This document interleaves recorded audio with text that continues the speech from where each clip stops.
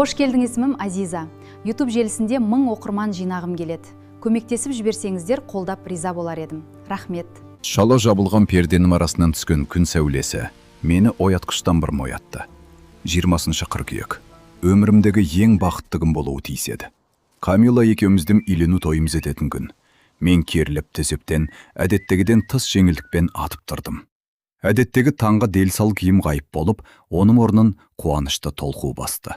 Орындықтың арқалығында бір айлық жалақының ширегіне түскен су, асфальт түстес жаңа костюм ілулі тұр. 150 мың теңге. Қазқұрылыс сияқты үлкен компанияда жұмыс істейтін инженер ішінде бұл аз ақша емес. Бірақ өз үйлену тойында ақша аяуға бола ма? Айнадағы бейнеме қарап, ризашылықпен жымейдім. 35 жылдық өмірімде сырт келбетім студент кезден бері айтарлықтай өзгере қоймапты. Баяғы қара торы өң, сол баяғы қомыр көздер. Тек көзімнің қиығына әжімдер қосылыпты. Камила, бұл әжімдер менің түріме үнемі ойланып жүретін, байсалдылық беретінін айтатын. Қалыңдығымды ойлағанда жиналуымды тездете түстім. Галстугымды байлап жатып оны, осыдан 3 жыл бұрын директордың кабинетінде алғаш көрген сәтімді есіме алдым. Біздің компания сауда орталығын қайта жаңарту жобасын жүзеге асырып жатқан. Ал Камила тапсырыс берушінің мүддесін қорғайтын өкіледі. Қатаң іскерлік костюм киген, шашын төбесіне түйген және сәл суық, сыншыл жанармен ол бірден назарында аударды. Осындай амбициялы, мінсіз қыздың қарапайым инженермен кездесуге келісетінін кім ойлаған? Бірақ ол келісті. Тіпті сезіміме жауап берді. Міне, бүгін ол менің әйелім атанады. Айнаға соңғы рет көз тастап, Камилямен таныспас бұрын ипотекаға алған 2 бөлмелі пәтерінің есігіне беттедім. Үйленгеннен кейін осында тұрамыз деп жоспарлағамыз. Дегенмен Камила кеңірек үй қарастыруымыз керек екенін бірнеше рет тұспалдап айтқан еді. Бәрінің өз уақыты бар, деп ойладым. Есікті кілтпен 2 рет бұрап жауып. Есік алдында мұнтаздай жуылған, ленталармен және гүлдермен безендірілген ескі Тойотам күтіп тұр еді. Жолаушылар орындығында қалыңдықтың гүл шоғы жатыр. Атлас лентамен байланған піл сүйегі, түстес нәзік раушан гүлдері. 18 мың теңге, және бұл жұмсалған ақшаға да еш өкініш жоқ. Әуезов ауданына дейінгі жол мен ойлағаннан көп уақыт алды. Таңғы кептеліс, әдейі істегендей әдеттегіден де тығыз болды. Радиодан көмілді, жеңіл әуен ойнап тұрды, бірақ ол менің құлағыма кіріп шықпады. Камиланың үйіне жақындаған сайын толқуым арта түсті. Мен ахат бөліміне баратын белгіленген уақыттан 1 сағат бұрын жеттім. Бәрі жоспар бойынша. Куәгерлер тікелей сол жерге келу керек еді. Ал Камиланың ата-анасы, Ақжарқын, көпшіліксілер бізді сол жерде гүлмен, шампанмен күтіп алуға уәде берген. Астанадан ұшып келген менің атанам банкет өтетін мейрамхананың маңындағы қонақ үйге тоқтаған. Мен келгенімді ескерту үшін Камилаға қоңырау шалдым. Тұтқадағы оның дауысы бір түрлі тыншыққандай көрінді. Бірақ мен мұны маңызды күн алдындағы қалыңдықтың толқуына балады. «Көтеріл», деді ол қысқа ғана. Камиланың пәтері 9 қабатты панельді үйдің 7-ші қабатында орналасқан еді. Мен лифтке мініп, кіреберісте сіңіп қалған кір жуатын ұнтақ пен қуырылған картоптың иісін әдеттегідей ішіме тарттым. Есік алдында алаңқайда қалыңдығымды аппақ көйлекте көретін сәтті асыға күтіп, пиджагымды қағып, галстугымды түзедім. Есік ашылып, табалдырықта Камила көрінді. Үй шалбарымен созылып кеткен футболка киген, шашы жайылып кеткен, көздері жылағаннан қызарып кетіпті. Ал осы уақытқа дейін дайын болу керек үйлену тойының макияжы мен шаш үлгісінен еш белгі жоқ. «Саған не болды?» Ол менің сұрағымды қолмен тоқтатып, кіруіме жол беріп, дәліздің ішіне қарай шегінді. «Кір, Данияр, біз сөйлесуіміз керек». Қонақ бөлмеде шашылып жатты. Рәсімге дейін көруіме болмайтын қалыңдық көйлегі диванда елеусіз ғана жатыр. Жанында киімдерге толы ашық шамадан тұр.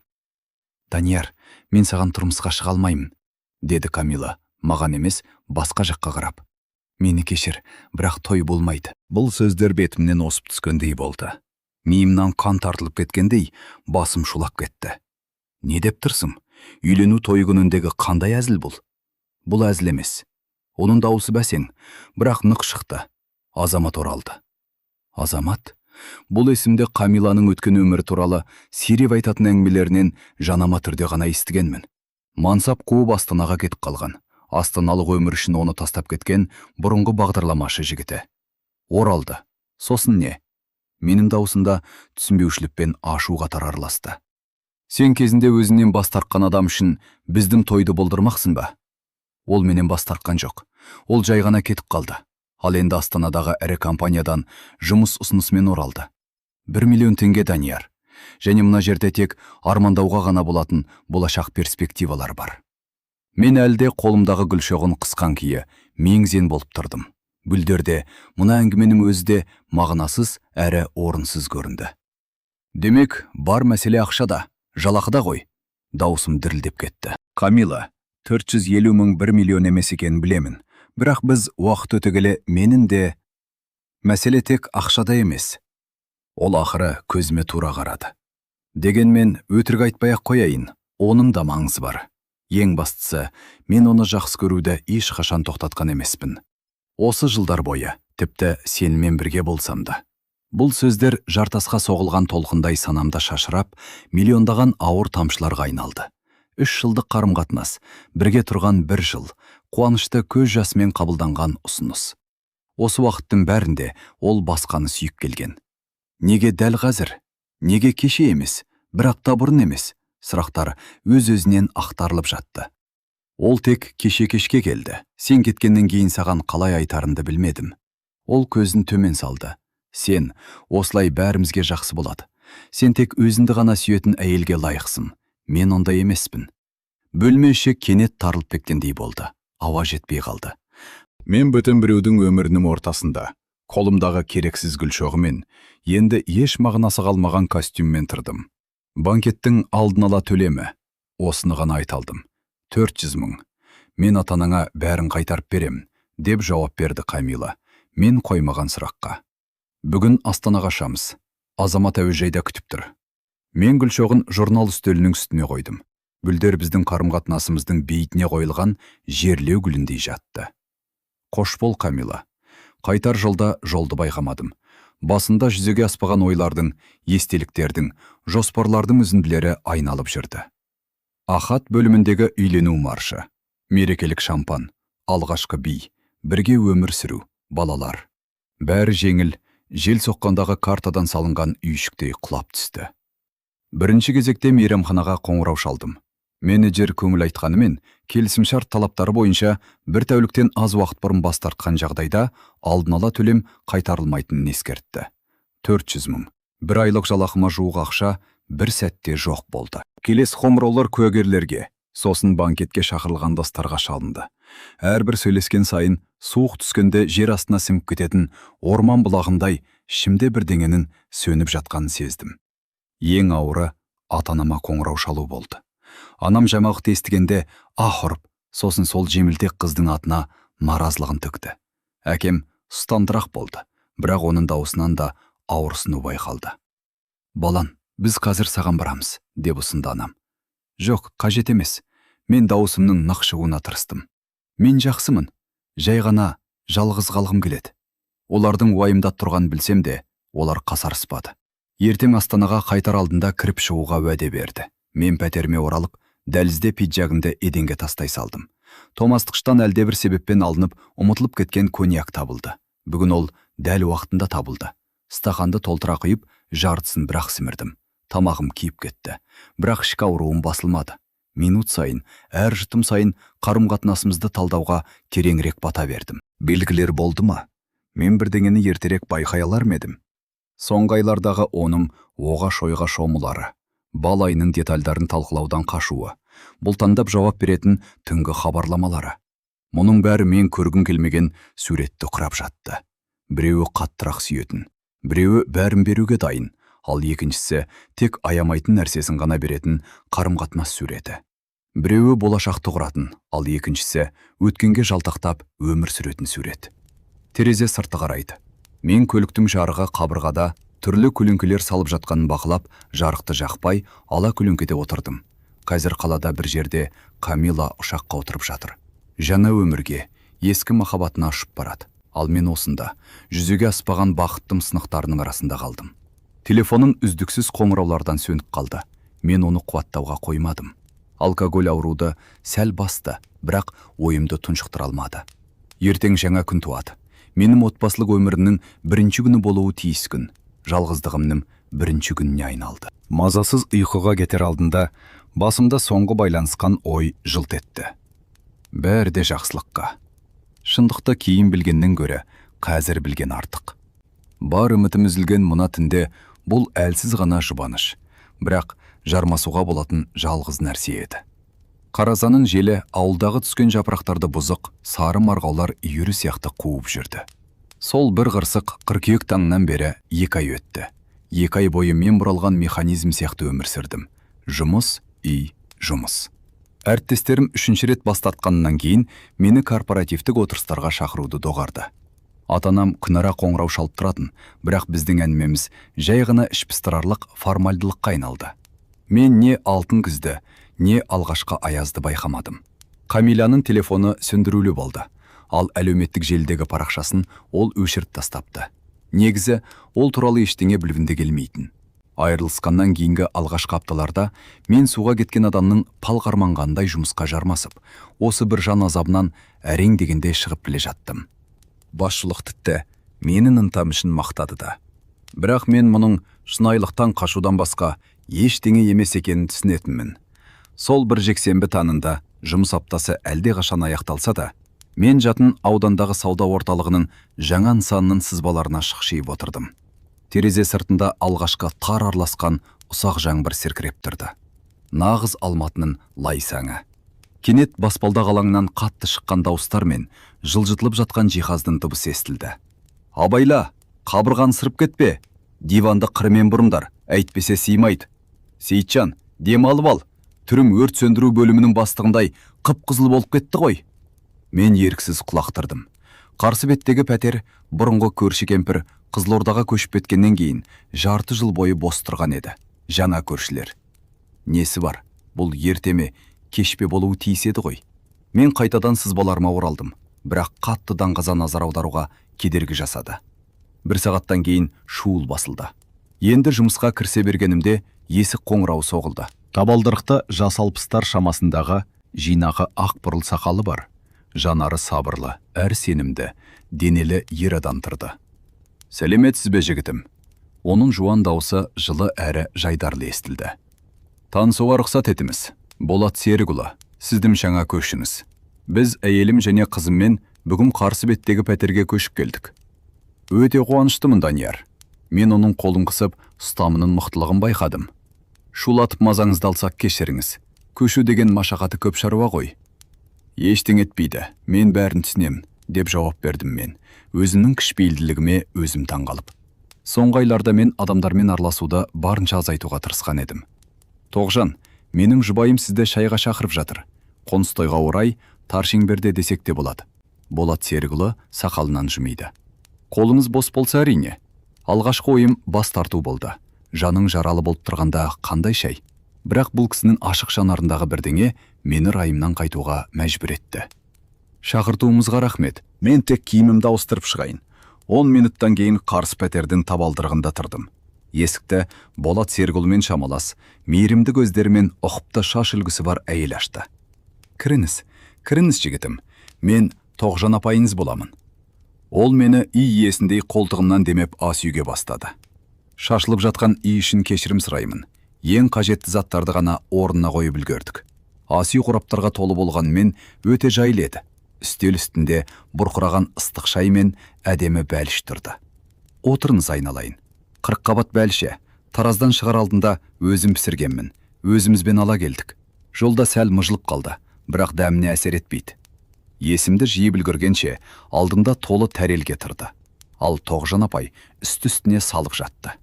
Жеңіз, сіздің жасымызда ер адамға жақсы тамақтану керек. Өзіміз үнемі жартылай фабрикаттармен ғана тамақтанатын шығарсыз. Жоқ, өзім тамақ пісіремін, кейде, деп қысылып қалдым. Соңғы 2 айда шынымен де қолға не түссе соны жегенімді түсініп. Сіз менің жұбайыма кешіріммен қараңыз деп, Болат Серікұлы қарсыма отыра кетіп, әңгімеге ақ жарқындықпен қосылды. Ол мамандар бойынша қазақ тілі пәнінің мұғалімі, 30 жыл бойы бала тәрбиелеген. Қамқор болу оның қанында бар. Қамқор болу дегеніңіз қалай? Тоғжан апай әзілдей ренжіді.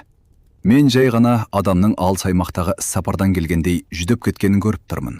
Мен бұл теңеуге еріксіз жымидым. Бәліш, шынымен де дәнді болып шықты. Ал жалбыз қосылған шәй жұпар шашып жүйкені тыныштандырады екен. Әңгіме өз-өзінен өрілді. Мен Болат Серікұлының инженер-энергетик болып жұмыс істегенін, жақында зейнетке шыққанын және әйелмен бірге ескі достарына жақынырақ болу үшін Алматыға көшуді ұйғарғандарын білдім. Бізбен бірге қызымыз Мәдина бар, деді Тоғжан апай. Ол қазір ауруханада, кезекшілікте. Ол біздің медбике қызымыз. Мен бас изеп, олардың қызын көз алдыма елестетуге тырыстым. Бәлкім анасы сияқты пысық әрі әңгімешіл шығар. Сіз мұнда көптен тұрасыз ба, Данияр? Деп сұрады Болат. Серікұлы, 5 жыл болды. Қазғұрылыста жұмыс істей бастағанда осы пәтерді алғанмын. О, құрылысшы екенсіз ғой. Құрметті мамандық, деп Болат Серікұлы басын изеді. Мен де жас кезінде құрылысшы болғым келген, бірақ тағдыр басқаша жазды. Жаңа көршілердің ортасында уақыттың қалай тез өтіп кеткенін байқамайда қалдым. 2 айдың ішінде алғаш рет қоршаушаған ортаға деген қызығушылыққа ұқсас сезімді бастан кешірдім. Құрметті тыңдармандар, оқиғаны сәл ғана үзе тұрғаным үшін кешірім сұраймын. Біздің дауысымыз қай жерлерге жетіп жатқанын білу біз үшін әрқашан өте қызық. Пікірлер бөліміне қайғыладан немесе елден екеніңізді жазыңызшы. Немесе жай ғана кез келген смайлик қалдырыңыз. Бұл сіз үшін 1-2 секунд қана, ал біз үшін арнамыздың өмір сүріп дамуына көмектесетін ең үлкен сыйлық. Әрбір пікіріңіз үшін шын жүректен алғыс айтамыз. Кузнецовтардың қызымен кездесу 3 күннен кейін лифтте өтті. Мен жұмыстан шаршап, жаңбырға су болып оралып келе жатқанмын. Бірінші қабатта лифтке ағытылған пальтосының ішінен көк медициналық форма киген, жасы 30 шамасындағы қыз кірді. Оқыпты етіп түйілген қоңыр шаш, әдемі қоңырғай көздер, сәл қоңқақ мұрын. Ол сыпайы бас изеп, 9-шы қабаттың батырмасын басты. Сіз Мәдинасыз ба? Деп сұрадым мен. Оның бойынан Болат Серікұлының келбетін байқап. Иә, мен Мәдинамын, деп жымиды ол. Ал сіз ата-анам айтып отыратын көршіміз шығарсыз? Даниярмын, деп таныстым мен. Оның даусының жағымды тембірін байқап. Өте қуаныштымын, ол қолын созды. Қоныстойға қатыса алмағаным үшін кешірім сұраймын. Аурухананың кестесі деген күтпеген нәрсе ғой. Ештеңе етпейді, мен бәрін түсінемін, деп күңкілдедім мен. Оның нәзік, бірақ таңғаларлықтай мықты алақанын қысып. Лифт біздің қабатқа тоқтап, біз шықтық. Өз есігінің алдында ол артына бұрылды. Тағы да кездесеміз деп үміттенемін көрші. Міндетті түрде, деп жауап бердім мен. Бұл сөздердің қаншалықты шындыққа айналарын сезбестен. Келесі жексенбі апатпен басталды. Мен судың аққан дыбысынан оянып, жуынатын бөлменің кішкентай көлге айналғанын көрдім. Қол жуғыштың астындағы құбыр жарылып, су жан жаққа шашырап жатты. Мен негізгі шүмекті жабуға ұмтылдым, бірақ ол кептеліп қалыпты. Сасқанымнан төмендегі көршілерді қағу үшін баспалда қалаңына атып шықтымда, түнгі кезекшіліктен келе жатқан Мәдинамен бетпе-бет соғысып қалдым. Не болды? Деп сұрады ол, менің үрейленген түрімді көріп алаңдап. Құбыр жарылды. Су өрт сөндіру шлангысынан атқылағандай ағып жатыр. Шүмек бұралар емес, деп төбелетіп айттым мен. Мәдина артық сөзсіз сөмкесін өз есебінің алдына тастай салып, менің пәтеріме кірді. Жағдайды бағалаған ол жемін түрді. Қоймаңызда реттелетін сомын бұрауға арналған кілт, разводной ключ бар ма? Қазір әкелемін. Екеуміз бірге стихиямен күрестік. Ол өзінің нәзік денесіне қарамастан таңғаларлық күшпен құбырды ұстаттырды.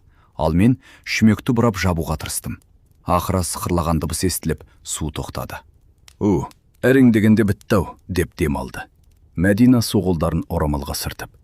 Енді су тасқынының салдарын жою керек. Сізде шүберек, швабра бар ма? Келесі 1 сағат бойы біз ваннадағы суды кешіп, еденді сүрттік. Мәдинаның әрекеті сондай тиімді болды. Бейне бір төтенше жағдайлар оның күнделікті тірлігі сияқты. Бәлкім, медбике үшін солай да шығар. Құбырларыңыз ескіріпті, баяғыда ауыстыру керек еді деп байқады ол, негізгі тазалық жұмыстары біткен кезде. Біздің пәтерде атанам сантехника су ақпай тұрса да, бірден бәрін жаңартты. Әкем, алдын алу салдарын жойғаннан гөрі жақсы дейді. Әкеңіз ақылды адам екен деп келістім мен. Ертең сантехник шақыру керек, немесе бәрін өзім жасағаның дұрыс па екен? Өзіміздің қолымыздан келе ме деп, сәл күмәндана сұрады Мәдина. Теория жүзінде иә деп мырс еттім, ал іс жүзінде әлі бірде-бір рет жасап көрмедім. Егер қаласаңыз, менің әкем көмектесе алады. Ол мұндай істердің шебері деп ұсынды ол. Болат Серікұлын әуре қылғың келмейді, деп басында шайқадым. Сіз оны білмейсіз, деп жымиды Мәдина. Ол үшін бұл әурешілік емес, ләззат. Зейнетте қол қусырып отырудан жалығады ол. Біз тазалауды аяқтаған соң, мен Мәдинаға көмегі үшін алғыс ретінде кофе ұсындым. Таңғаларлығы, ол түнгі кезекшіліктен шаршаса да келісті. Мен ауысынан кейін бірден ұйықтай алмаймын деп түсіндірді. Ол шынын алып жатып. Ағзаның қайта бейімделуіне уақыт керек. Біз ас үй үстелінің басында отырдық. Мен ұзақ уақыттан бері алғаш рет әйел адаммен ешқандай ыңғайсыздық немесе өкініш сезінбей сөйлесіп отырғанымды түсіндім. Сіз Алматыда қашаннан бері тұрасыз деп сұрадым, мен әңгімені жалғастыру үшін. Бар жоғы бір апта болды. Ол кофеден ұттады. Оған дейін Таразда тұрдым. Сол жақта тұрмысқа шықтым, сол жақта ажырастым. Оның даусында еш мұң жоқ. Кек болған жағдайда сабырлы түрде жеткізу ғана байқалды. Орынсыз сұрақ қойсам кешіріңіз деп бастадым мен. Неге ажырастым ба деп дөп түсті ол. Күйеуім өзінің шынайы бейнесін жасырып келген болып шықты. Балайы бітті де, менің жұмысқа тым көп уақыт бөлетінімді, үйде аз отыратынымды айтып, кінәлай бастады. Ол иығын қусырды. Ал кейін оның менің ең жақын құрбыммен кездесіп жүргенін білдім. Өкінішті екен дедім мен, шын жүректен. Ал мен өкінбеймін деп, күтпеген жерден нық жауап берді ол. Шындықты кейін білгеннен гөрі ертерек білген жақсы. Балалы болғанға дейін, ортақ дүние өмірік жинағанға дейін, керең бауыр басқанға дейін. Оның сөздері менің жаныма жаңғырық болып дейді. Өйткені мен де сол қыркүйектің түнінде өзіме осыған ұқсас сөздерді айтқан едім. Мен сізді түсінем дедім мен, баяу үнмен. 2 ай бұрын мен үйленуім керек еді. Бәрі дайын болған. Костюм, сақиналар, мейрамхана. Бірақ үйлену тойы өтетін күні таңертең қалыңдығым басқаға тұрмысқа шығатынын айтты. Мен аса таныс емес адамға сырымды ашуды жоспарламаған едім. Бірақ сөздер аузымнан өз-өзінен шығып кетті. Мәдина маған аяушылықпен немесе қызығушылықпен емес, кез келген жұбату сөздерінен қымбат түсіністікпен қарады. Иә, біз сізбен тағдырлас екенбіз ғой. Ол сәл жымиды. Сол күлкіден аси шекенет жарық болып кеткендей сезілді.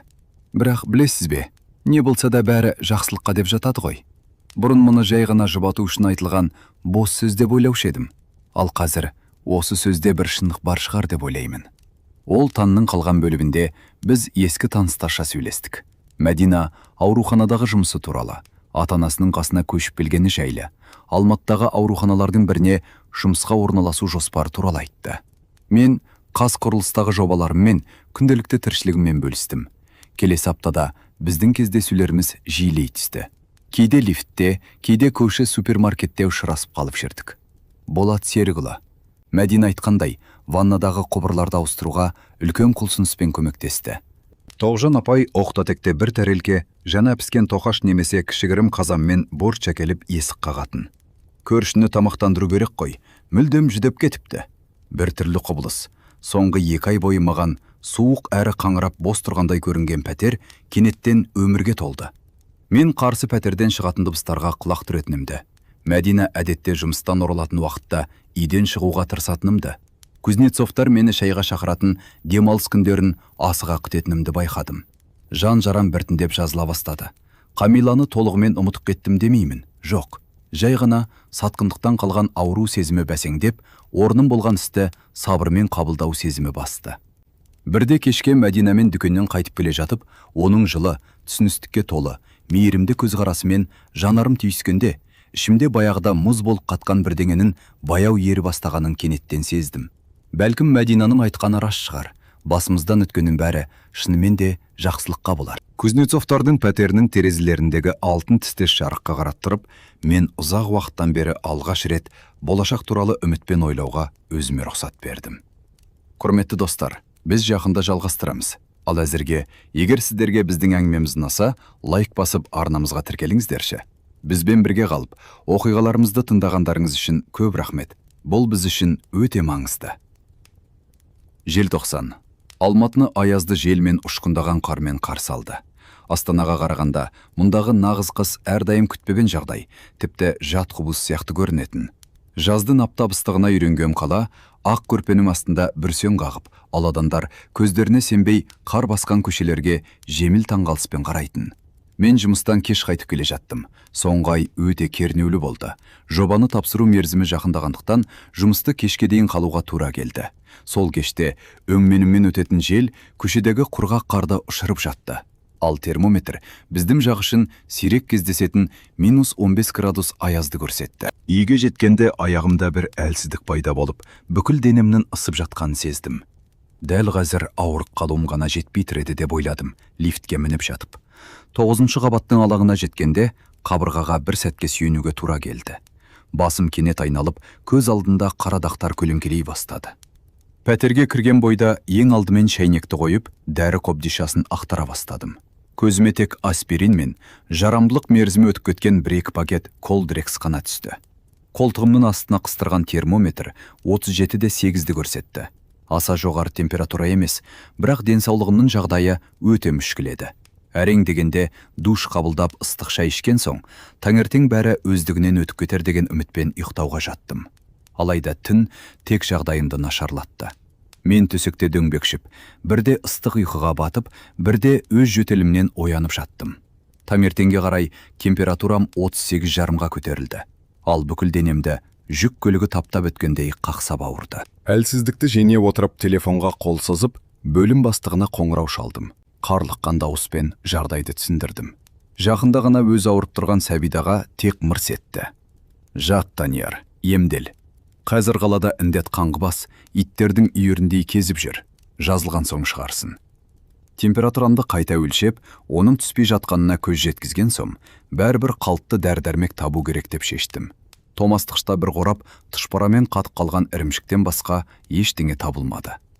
Қатты ауырып қалмай тұрғанда дәріханамен дүкенге барып келейін деп ойладым. Джинс мен свитерді әрең киіп жатып. Бойымды жинап, пәтерден шықтым. Басым шулап, аяқтарым мақтадай болып кеткендей. Лифт жанында Мәдинамен қақтығысып қалдым. Ол түнгі ауысымнан шаршаңқы, бірақ сергек оралып келе жатты. Данияр, жағдайыңыз жақсы ма? Оның қырағы кәсіби көзқарасы бірден менің аурушаң түрімді байқады. Иә, сәл сырғаттанып қалдым, деп әзілдемек болдым. Бірақ оның орнына жөтеліп қалдым. Сіздің қызуыңыз бар. Ол еш тартынбастан салқын алақанын маңдайыма басты. Сіз өртеніп тұрсыз ғой, пайда жиналып барасыз. Дәріханаға және азық-түлікке, деп жөтел арасында әрең айттым. Нандай жағдайда ма? Ол басын шайқады. Үйге қайтыңыз, өзім барып келемін. Сізге не керек? Мен қарсыласқым келді, бірақ Мәдина көнер емес. 5 минуттан кейін ол қажетті дәрілер мен азық-түліктің тізімін жазып алды. Ал тағы 10 минуттан кейін мен қайтадан төсекте көрпеге оранып жаттым. Ұйықтауға тырысыңыз, деді ол кетерде. Мен 1 сағаттан кейін ораламын. Есік қоңырауы мені оятты. Мәдина табалдырықта 2 пакет ұстап тұр еді. Біреуінде дәрі, екіншісінде азық-түлік. Вирусқа қарсы, ыстық түсіретін дәрі және жөтелге қарсы шәрбат алдым, деді ол іскерлікпен ас үйге өтіп бара жатып. Және иммунитетті көтеру үшін дәрумендер. Ал мынау, ол контейнерді шығарды. Анамның тауық сорпасы. Ол көршінің ауырып қалғанын естігенде бірден ожауға жармасты. Рахмет. Әуре болудың қажеті жоқ еді деп күңкілдедім мен. Мұндай қамқорлықтан ыңғайсызданып. Қандай әурешілік? Бұл жай ғана көршілік көңіл бөлу ғой деп елемеді Мәдина. Қане, алдымен дәрі ішейік, сосын сорпаны жылтайық. Келесі жарты сағат Мәдинаның қатаң бақылауымен өтті. Ол дәрі ішуімді қадағалады. Тұтас бір кесе сорпаны ішкізді. Және бірден төсекке жатуымды талап етті. Демалыңыз. Температураны 2 сағат сайын өлшеп тұрмыз. Егер 39-дан асса, маған бірден қоңырау шалыңыз. Оның дауысы қарсылықты қабылдамады. Кешке жағдайыңызды тексеру үшін кіріп шығамын. Ол кетті. Ал мен аурудан титықтап, күтпеген қамқорлықтан босаңсып, терең ұйқыға кеттім. Кешке Мәдина шынымен де келді. Өзі жалғыз емес. Қолында анасының фирмалық бал мен зімбір қосылған таңғурай шайы қиылған термос және жаңа піскен бәліштер бар еді. Ол кезде қызуым сәл түскен еді, бірақ әлсіздікпен жөтел қайтар емес. Ертең демалыс күнім, сондықтан сізді дұрыстап қарай алам, деді. Ол тамырымның соғуын хронометр дәлдігімен тексеріп. Ал әзірге көбірек су ішіп, аса қажеттілік болмаса, орныңыздан тұрмауға тырысыңыз. Келесі 3 күн бойы Мәдина менің қорғаушы пештен болды. Ол таңертең және кешке келіп, тамақ әкеліп, дәрі қабылдауымды бақылап, температурамды өлшеп жүрді. Қызуым қайтқан кезде ол бөлмені желдетіп, төсек орында ауыстыруымды талап етті. Мұндай қызметке үйреніп кетпеңіз деп әзілдеді, ол жастықтарды қағып жатып. Бұл сіздің ауырып жатқан кезіңізге ғана. Үйреніп қалдым-ау дейім деп мойындадым мен. Маған бұлай қамқорлық жасалмағалы қашан? Ал бұрын кім қамқорлық жасаушы еді деп сұрады ол, керуеттің шетіне отыра беріп. Ата-анам, бала кезінде анам, ал сосын мен соңғы жылдары маған ешкімнің аса қамқорлық жасамағанын кенеттен түсініп кідіріп қалдым. Сосын өзім бірдеңе етіп алып шығатынмын. Ал бұрынғы қалыңдырыңыз ше деп абайлап сұрады Мәдина. Мен ойланып қалдым. Біз бірге болған 2 жыл ішінде мен ауырдым ба? Иә, бір рет қатты тұмау тиген еді. Бірақ оның менің жанымда термометрмен отырғаны, немесе тауық сорпасын пісіргені неге екені белгісіз, есімде қалмапты. Жоқ, біз қарым-қатынасымызды басқаша құрған едік деп жауап бердім ақыры. Тәуелсіз болдық па, сондай бірдеңе? Мәдина түсінгендей бас изеп тақырыпты бұрды. Бірақ бұл қысқа әңгіме мені ойлануға мәжбүр етті. Камила әрқашан біздің тәуелсіздігімізді баса айтатын. Біз бірге болуды шешкен екі өзіне өзі жеткілікті адамбыз. Енді риясыз қамқорлықты сезінгеннен кейін мен мұндай өзіне өзі жеткілікті болу дұрыс дегенге күмәнмен қарай бастадым. 4-ші күні ауру шебінді.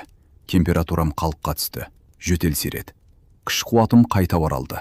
Мен алғыс ретінде бүкіл Кузнецовтар отбасын кешкі асқа шақыруды ұйғардым. Тек қазір емес, толық жазылған кезде, деді менің жағдайымды білуге кірген Болат Серікұлы. Әйтпесе бәрімізге жұқтырасында, сәтсіз операциядан кейінгі партизандар отряды сияқты бүкіл кіреберіспен жатамыз. Бір аптадан кейін толықтай сауығып, жұмысқа оралған соң, мен ойлағанымды жүзеге асырдым. Мейрамханадан дайын тағамдарға тапсырыс бердім. Өзімнің аспаздығыма сенбедім. Жақсы шарап сатып алып, көршілерімді шақырдым. Кеш өте жылы әрі көңілді өтті. Болат Серікұлы тамаша әңгімешіл адам болып шықты. Оның энергетиктер өмірінен айтқан оқиғалары бірде көзден жас шыққанша күлдірсе, бірде демінді ішіңе тартып, оқиғаның желісін бақылауға мәжбүр етті.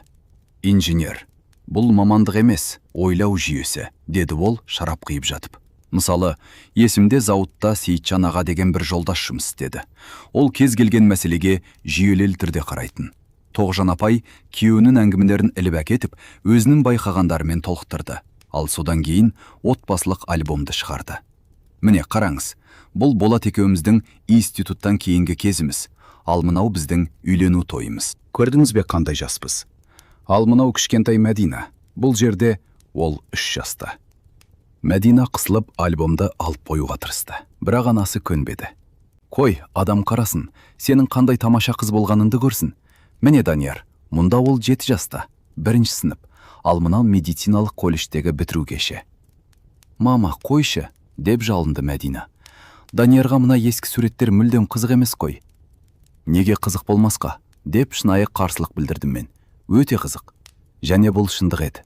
Бұл бөтен отбасылық өмірдің қарапайым, бірақ сондай шынайы шежіресі мені шынымен де баурап алды. Фотосуреттер бірге өткен мерекелер, саяхаттар, маңызды оқиғалар туралы естеліктерді сақтаған. Бұл бәрі бір-бірін қолдайтын, ешкім өз мәселесімен жалғыз қалмайтын отбасының тарихы еді. Кешкі астан кейін Болат Серікұлы ас үйде шай ішуді ұсынды. Ал әйелдер үстел жинап жатқанда біз екеуміз оңаша қалдық. Білесің бе, Данияр, ол күтпеген жерден сенге көшті. Өмірдегі ең маңызды нәрсе жанындағы адамдар. Ақшада, мансапта, қоғамдағы орында емес. Мен өз ғұмырымда үйіне қонақ үйге қонғанда келетін талай бастықтарды көрдім. Нәтижесі не болды? 50 жасында инфаркт. Ал қасында қол ұшын созатын ешкім жоқ. Мен бұл қарапайым сөздердің қаншалықты данышпандық екенін ойлап, үнсіз бас изедім. Тоғжан екеуміздің бірге тұрып жатқанымызға 35 жыл болды деп жалғастырды Болат Серікұлы. Ең бастысы не білесің бе? Тек қуанышта ғана емес, ауыртпалықпен қиын кездерде де бірге бола білу. Қазір көпшілігі қарым-қатынастағы еркіндік, жеке кеңістік туралы айтады. Бұның бәрі әрине маңызды, бірақ жақын адамың үшін өз еркіндігіңнен бас тарта білу одан да маңыздырақ. Әрдайым емес, барлық жағдайда емес, бірақ шынымен қажет кезде. Ол шайынан ұқтап, маған мұқият қарады. Мәдина, сенің үйлену тойымның болмай қалғанын айтты. Кешір, егер ісіме аралассам, жай ғана айтқым келгені, кейде апат болып көрінген нәрсе шын мәнінде болашақтағы үлкен пәледен құтылу болып табылады. Мен ойлаймын, егер қыз сені мансап пен ақша үшін тастап кетсе, одан қандай өмірлік серік шығар еді? Қандай әйел, қандай ана болар еді. Бұл сөздер дәл нысанаға тиді. Мен өзімде соңғы уақытта бұл туралы жиі ойлайтынмын. Әсіресе қамқорлықтың қалай басқаша көрініс табатын көрген аурудан кейін. Иә, сіздікі рас шығар, дедім ойлана тіл қатып. Сен менің Мәдинама қараш, деп күтпеген жерден ол жылы дауыспен қосты. Оның бірінші некесі сәтсіз болса да, жүрегі қатайған жоқ. Оның жаны сондай ашық, өзгенің ауыртпалығын өзінікіндей сезінеді. Осы кезде ас үйге Мәдина мен Тоғжан апай кіріп, әңгіме басқа тақырыптарға ауысты. Бірақ Болат Серікұлының сөздері менің көкейімде қалды. Түн ортасында қонақтарды есікке дейін шығарып салып жатып, мен Мәдинаның мұқият, жылы, қандай да бір жасырын ұшқыны бар жанармен көз тапырыстырдым. Және осы бірнеше апталық тақыстық кезінде оның маған шынымен де қымбат адамға айналғанын кенеттен түсіндім. Өз пәтеріме оралған соң терезеге жақындадым. Әйнектің арғы жағында сирек қар ұшқындары жерге жұмсақ қонып жатты. Қала жаңа жылдық мерекелерге дайындалып жатты. Кейбір терезелерде гирляндалар жабылықтаттырды. Ал мен өмірдің қандай ғажайып құрғанын ойлаттырдым. Жақында ғана бақытымнан айырылдым. Алдымда тек бостық пен жалғыздық күтіп тұр деп ойлаған едім. Ал қазір жанымда үміт оты жанды. Бәлкім бұл жай ғана үміт емес. Мен әзірге атауын беруге жүрегін дауаламай жүрген, одан да үлкен бірдеңе шығар. Сол түні мен ұзақ уақыттан бері алғаш рет жеңіл жүрекпен, ернімде күлкімен ұйқыға кеттім. Қаңтар қатты аязбен басталды. Тау беткейінен соққан жел сүйектен өтіп, таңертең терезелерде таңғажайып аяз өрнектері пайда болды. Жаңа жылдық мерекелерден кейінгі алғашқы жұмыс күні қала ұйқылы ояу күйде дағдылы ырғағына қиналып оралып жатты. Мен жұмысқа әдеттегіден тыс жеңіл көңіл күймен бардым. Жаңа жылда Кузнецовтардың үйінде қарсы алдым. Олар менің жалғыз қалмауымды қалады. Кеш шулы көңіл көтерусіз, бірақ жылы әңгімелермен және шынайы тілектермен өте әсерлі өтті. Сол түні сағат тілі соққанда мен тіпті өзіме мойындауға қорқатын тілек тіледім. Бөлімде қайнаған тіршілік басталған еді. Әріптестерім мерекелік әсерлерімен алмасып, сыйлықтармен мақтанып, жылдық жоспарларымен бөлісіп жатты. Менің үстелім әдеттегідей бөліміміздің жетекші инженері Айдос Оспановтың жұмыс орнына қарама-қарсы орналасқан еді. Бойшаң, сымбатты, үнемі көңілі толмайтын түрі бар ол басшылықтың бейресми сүйіктісі саналатын. Қайта оралуыңмен деп бас изеді маған. Айдос сызбалар арынан көз алмай. Мереке қалай өтті? Тыныш, үйдегідей, деп жауап бердім, компьютерімді қосып жатып. Ал сендеше? Ерекше ештеңе жоқ, ол мырс етті. Ләйлә мен Есентайға бардық, сосын достарымызға, әдеттегі бағдарлама. Оның бұл әдеттегі бағдарламасы менің бір айлық жалақымның шартысына тең екенін білдім. Бірақ баяғыдағы мұндай көрсеткіштік тұспалдарға мән беруді қойғанмын. Әркімнің өз құндылықтары бар. Көшуге келсек, Марина бір сәтке үнсіз қалып, көзіме тура қарады. Оның жанарынан ешқандай күмән байқалмады. Мен келсем, Дима. Мен сенімен бірге барамын. Волгоградта мені оңай ауыстыруға болатын жұмыстан басқа ештеңе ұстап тұрған жоқ. Ал мұнда жан бар. Ең бастысы, мұнда сен барсың. Бұл сөздер бойыма ерекше жылулық пен жеміндік сыйлады. Кешкі салқынның орнын веранданың тыныш, жылы әрі жайлы атмосферасы басып жатқанын сезініп, оны одан бетер қатты құшақтадым. Біз қас қарайғанша болашақ қонақ бөлменің қабырғасына қандай бояу таңдайтынымызды, менің кабинетімді қалай жабдықтайтынымызды және көктемде аулада қандай гүлдер отырғызатынымызды талқылап жоспар құрып отырдық. Көптеген жылдардан кейін алғаш рет болашақ бұлыңғыр әрі уайымды болып емес, айқын қуанышты әрі терең мағынаға толы болып көрінді. Келесі 1,5 ай бір күндей өте шықты. Волгоградта мен Волга Плаза жобасын логикалық әрі табысты мәресіне жеткіздім. Құжаттар мемлекеттік сараптамадан бірде-бір ескертусіз өтті. Ал компания басшылығы уәде етілген сыйақыны жомарттықпен төледі. Қоштасу кешінде әріптестерім маған шын жүректен сәттілік тіледі. Ал Сергей Петрович қолымды алып, сенімді маманды қимайтынын мойындады. Андрейдің бұрынғы астыртын әрекеттері туралы ешкім еске алған жоқ. Бұл жағымсыз бет түпкілікті жабылды. Марина жұмыстағы шаруаларын сабырмен аяқтап, Тольяттидегі ауруханалардың біріне ауысуды келістірді. Онда оның кәсіби тәжірибесін зор қуанышпен қарсы алды. Маусымның басында біз заттарымызды жинап, жаңа мекенге түпкілікті көшіп келдік. Әжемнің үйіндегі жөндеу жұмыстары таңнан кешке дейін қызып жатты. Біз тесілген шатырды жаңартып, жаңа жылы терезелер орнаттық және электр сымдарын толығымен ауыстырдық. Әжем жинаған қаражат пен менің сияхым бәрін асықпай сапалы жасауға мүмкіндік берді. Кабинеттегі көне секретерді мұқият қалпына келтіріп, отбасылық архивтер мен сарғайған фотосуреттерді сақтап қалдық. Енді олар бізге ата-бабаларымыздың тамыры мен ұрпақтар сабақтастығын еске салттырды. Шілденің күні жаңарған үйді алтын сәулесімен шарпығанда, ал кәрі алма ағашында алғашқы жемістер түйінделе бастағанда, біз баспалдақта отырып шәй іштік. Өткеннің өкініштері артта қалды. Бұрын жалғыздықпен түмілуден қажыған мен нотариалдық кеңседен келген күтпеген хабарлама. Жай ғана мүлікке ие болу емес, мүлден басқа, шынайы, әрі бақытты өмірдің бастамасы болады деп ойламаған едім. Мен байқап көруге келсемін. Маған бұл үй, бұл қала шынымен ұнайды. Ең бастысы, маған сен ұнайсың, Димаш. Сенімен бірге күркеде де, сарайда да тұруға дайынмын. Сол күні кешке біз алғаш рет жасөспірімдерше ыңғайсыз, ебедейсіз сүйістік. Және бұл менің бұрын соңды сезінгендерімнің ішіндегі ең ғажабы еді.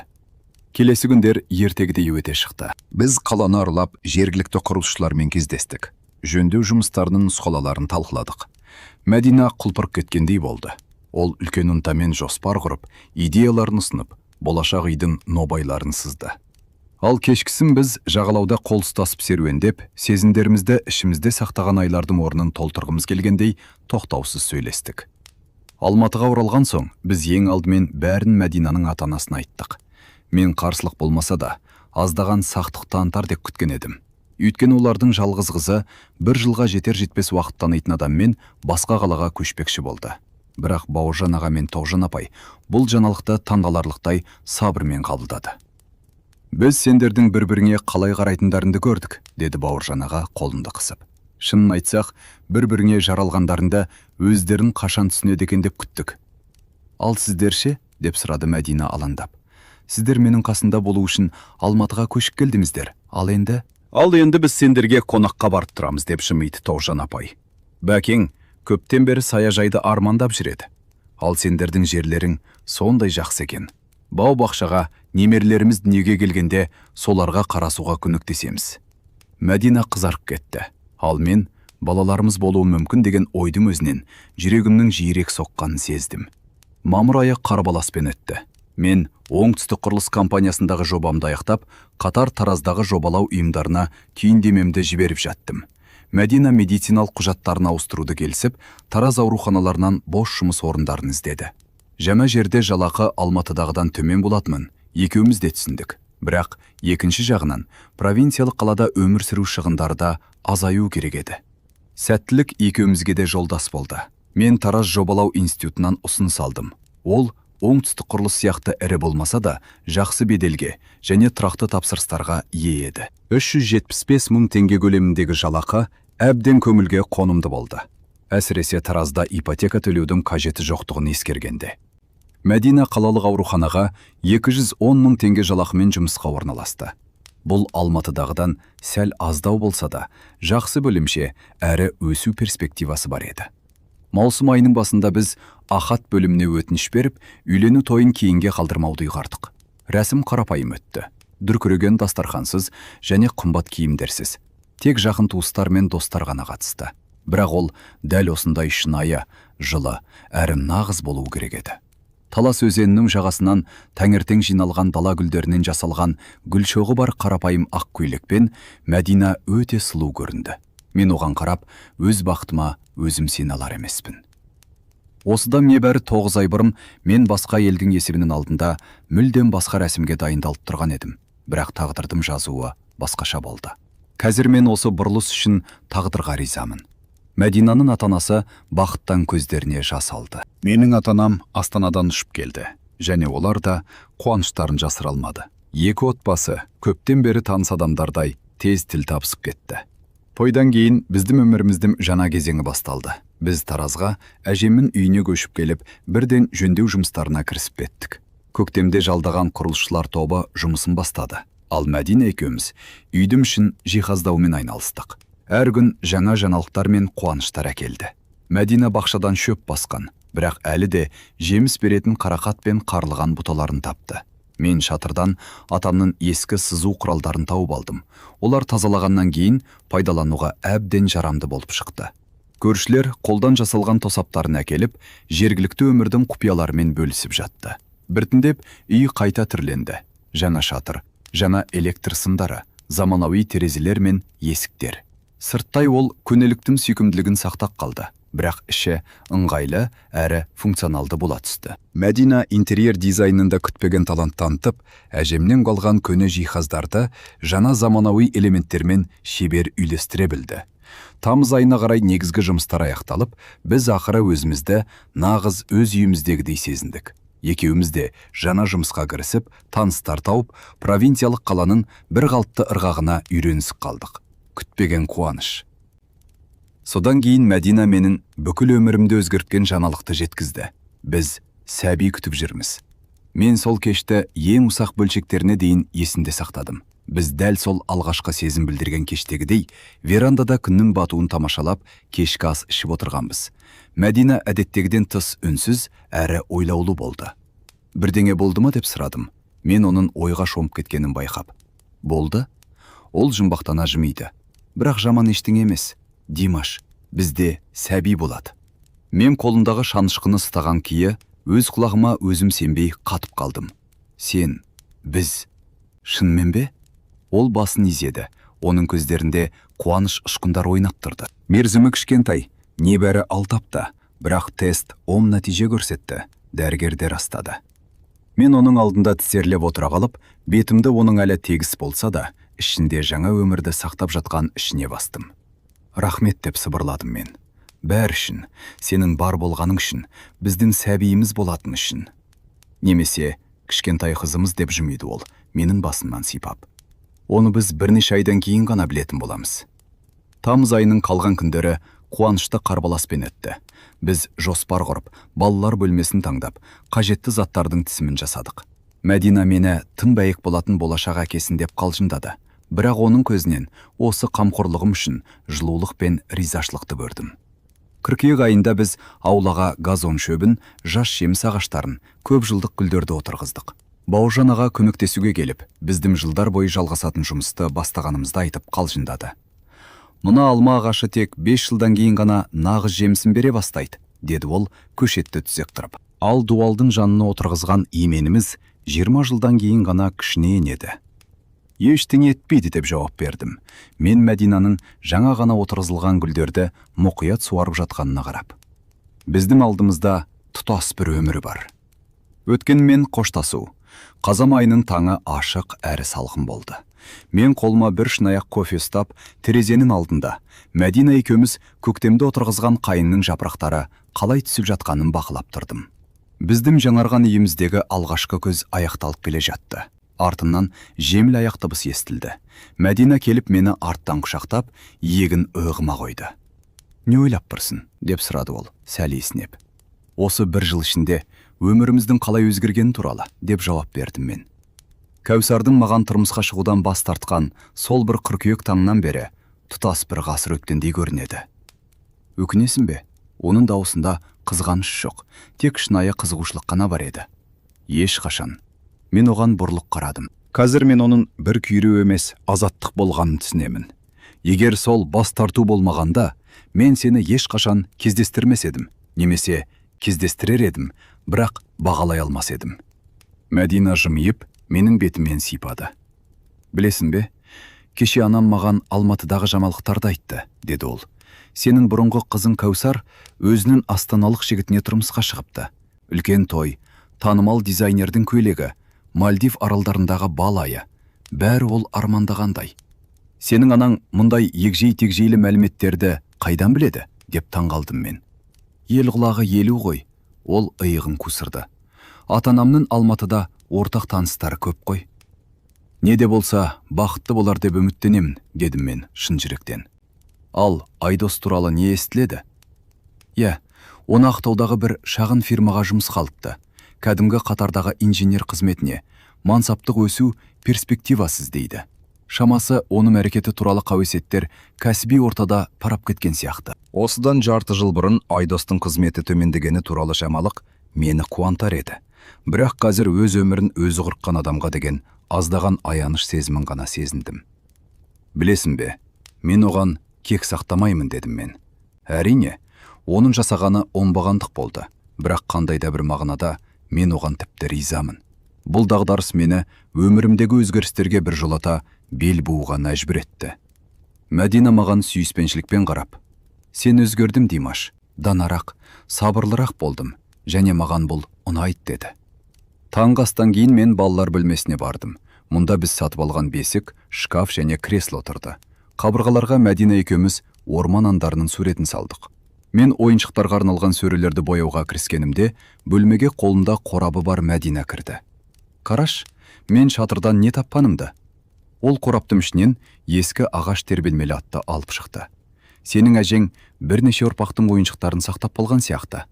Қалпына келтіреміз» деп ұсынды Мәдина. «Бояймыз, арқан жүгенін ауыстырамыз. Сонда жап-жама болып шыға келеді». «Міндетті түрде» деп басымды изедім мен.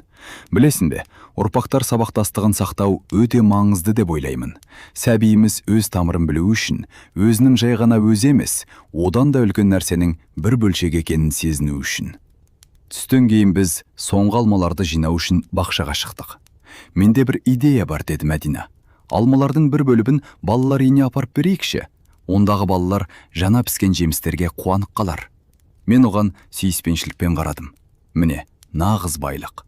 Ақша емес, мансап емес, жанның жомарттығы, тіпті ұсақ түйекте де басқалар туралы ойлауға біледі. Кешке біз қонақ бөлмеде каминнің алдында отырдық. Терезе сыртында ұсақ күзгі жаңбыр сыбдырлады. Ал үйде жылы әрі жайлы болды. «Қалай ойлайсың?» деп сұрады ол кенеттен. «Егер бір жыл артқа оралып, бәрін өзгертуге мүмкіндік болса, басқа өмірді қалар ма едің?» «Жоқ» деп жауап бердім ақыры. «Мен бір күнді де өзгертпес едім. Осы сынақтардың, ауыртпалықтардың, көңіл қалулардың бәрі мені осында, саған, болашақ сәбиімізге, осы үйге әкелу үшін керек болды. Ал білесің бе, менде, тіпті менің сәтсіз некен де, тіпті сатқындақта. Осының бәрі мені қазіргі қалпыма жеткізді» деді ол. «Біздің алдымызда қаншама нәрсе бар» деп сыбырладым мен оны құшақтап. Сәбидің дүниеге келуі, оның алғашқы қадамдары. Біз оның қалай өсіп жатқанын, бақшамыздың қалай өзгеретінін көретін боламыз. «Екінші мүмкіндік» деді ол ақырын ғана. «Екеуміз үшін де, өзіміз тіпті сезбестен, шынымен армандаған өмірімізді құруға берілген мүмкіндік». Сол күні кешке сүйікті әйелімнің қасында ұйықтап бара жатып, өмірдің қандай ғажап құрылған туралы ойладым. Кейде ең ауыр оқиғалар нағыз бақытқа апаратын бұрылыс нүктелері болып шығады. Тек шыдамдылық танытып, сенімді сақтап, жаңа махаббатқа жүрегімізді жаппау керек. Ал бұлттар тарап, көкжиек ашылғанда, бәрі бекер болмағанын түсінесің. Әрбір көз жасы, тағдырдың әрбір соққысы, әрбір кедергі, бәрі де осы бір мүлтіксіз, кіршіксіз бақыт сәтіне әкеле жатты. Өткенді еркіне жіберетін, болашақ өзіне шақыратын, ал бүгінгі күн өмір сүрген әрбір күнім үшін жанды ризашылыққа толтыратын сәтке. Құрметті достар, сіздерге біздің әңгімеміз ұнады ма?